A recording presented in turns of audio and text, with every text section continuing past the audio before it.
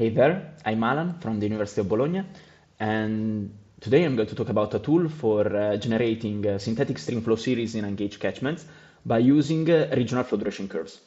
The tool takes as input morphological and climatic features from gauge and engaged catchments in a given study area, and hydrometric data from the gauge ones.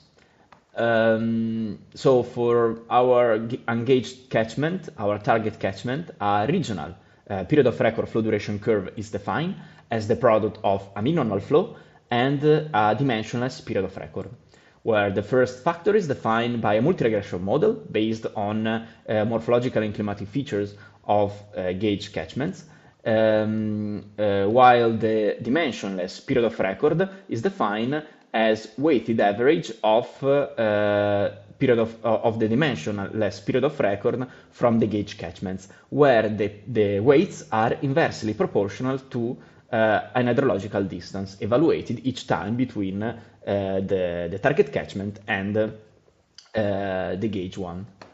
After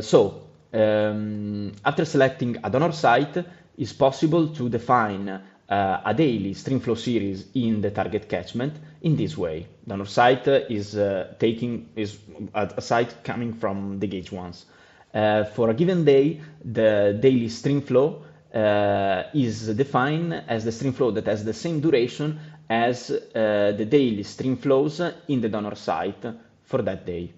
And it's possible to downscale this series to an hourly time step by using a simple linear interpolation for low flows here in black.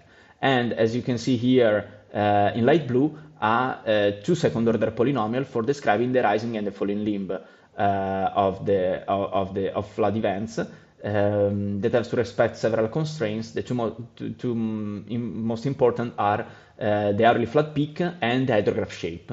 That depends on morphological features of the target catchment.